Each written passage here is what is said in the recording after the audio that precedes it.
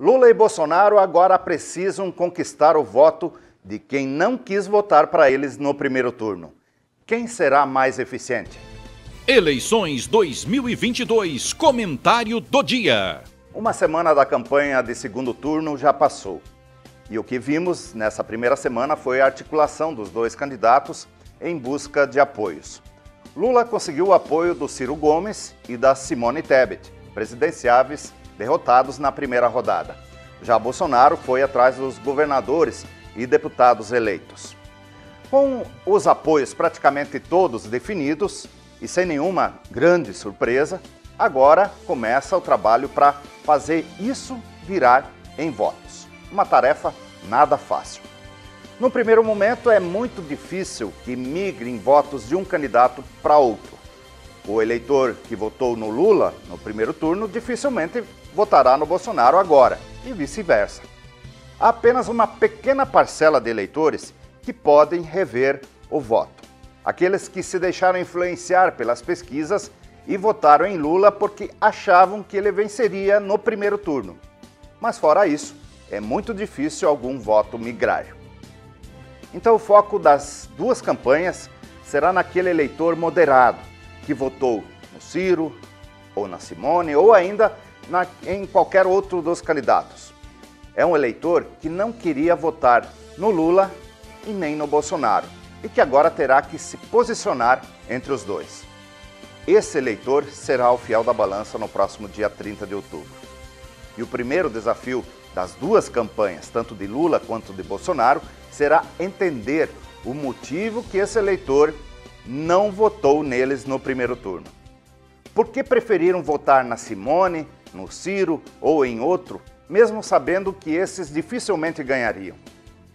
Bolsonaro sai em vantagem, pois muitos dos eleitores do Ciro e da Simone, que preferem Lula, já votaram nele no primeiro turno, na campanha pelo voto útil feita pela candidatura do PT para tentar decidir a eleição já no primeiro turno.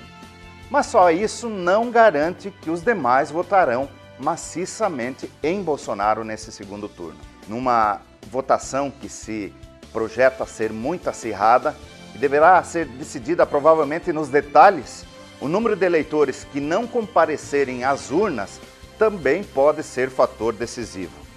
Em todas as eleições, a abstenção no segundo turno foi maior do que no primeiro. Por isso, as campanhas trabalham para garantir que os seus eleitores não deixem de votar no próximo dia 30. Agora, o que mais você precisa saber nas eleições 2022? O Tribunal Superior Eleitoral determinou a suspensão imediata da veiculação de propaganda eleitoral do PT, que associa o presidente Jair Bolsonaro ao canibalismo. A propaganda, agora suspensa, resgatava uma entrevista concedida por Bolsonaro lá em 2016, na qual ele narra um suposto episódio em que um indígena morreu e teria sido cozinhado por outros indígenas. Eles cozinham o índio. É a cultura deles, afirmou Bolsonaro na entrevista, acrescentando que ele também comeria um índio sem problema nenhum.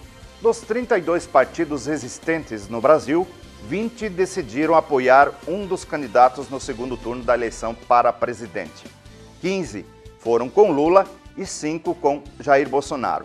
As direções nacionais de outras 7 legendas optaram, porém, pela neutralidade e liberaram os diretórios estaduais para definirem suas escolhas. E 5 legendas ainda não se posicionaram oficialmente sobre a decisão de seus diretórios nacionais.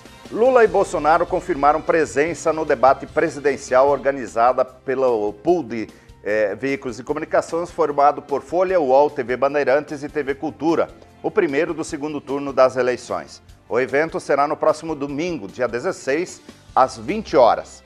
Nesta terça-feira, haverá uma reunião com as campanhas dos dois candidatos para definir as regras para o confronto. A segunda pesquisa do IPEC sobre o cenário da disputa pela presidência da República nesse segundo turno será divulgada na noite desta segunda-feira. Na pesquisa do IPEC da semana passada, 51% dos entrevistados afirmaram que votariam em Lula no segundo turno. Já 43% afirmaram que escolheriam Bolsonaro. Bom, gente, eu fico por aqui. Volto amanhã com mais um comentário político. Até lá!